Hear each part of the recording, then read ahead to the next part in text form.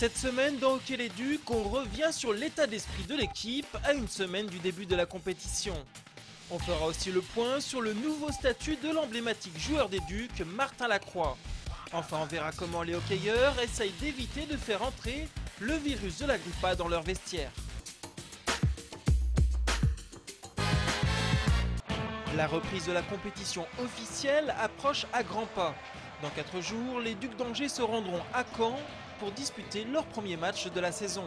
Un déplacement déjà important puisque les Angevins débuteront par une rencontre de Coupe de la Ligue.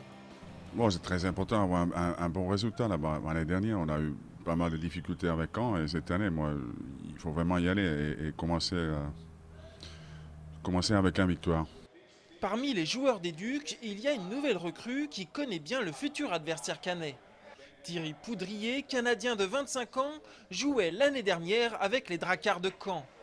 Et même s'ils sont descendus dans la division inférieure, il se méfie de ses anciens partenaires. C'est une équipe qui est relativement jeune, avec il y a quelques joueurs d'expérience au sein de cette équipe-là, mais comment la décrire, je pense que c'est une équipe qui est rapide, qui travaille beaucoup, qui joue vraiment pour les couleurs de leur maillot. C'est tous des jeunes de camp, puis tu peux être sûr qu'ils vont foncer Delta à 100%.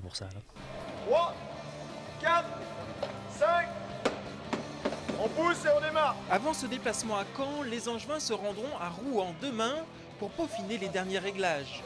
Une rencontre qui viendra clore 5 semaines de préparation intensive.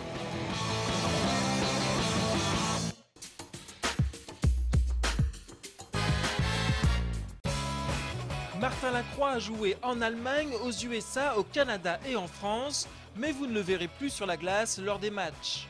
À 41 ans et après plus de 20 ans de carrière, l'emblématique joueur des Ducs a raccroché les patins. Au total, il aura passé 8 ans chez les Ducs, mais rassurez-vous, ce n'est pas pour autant qu'il quitte le club angevin. Cette année, une nouvelle mission lui a été confiée, assister l'entraîneur à qui l'a aimé. C'est certain d'avoir un assistant coach, c'est peut-être un plus pour une équipe. Souvent l'entraîneur-chef, des fois, ne peut pas toujours tout voir. Il peut avoir des yeux aussi tout le tour de la tête, ou même durant les matchs, il y a certaines choses parfois que souvent un assistant coach peut voir et peut aussi proposer certaines choses à l'entraîneur-chef. Puis après ça, l'entraîneur-chef peut faire quelques ajustements, parfois en fonction de ça. Pour Martin Lacroix, ce poste d'entraîneur adjoint correspond à un nouveau départ. Un challenge intéressant puisque cette année, le club a de sérieuses ambitions.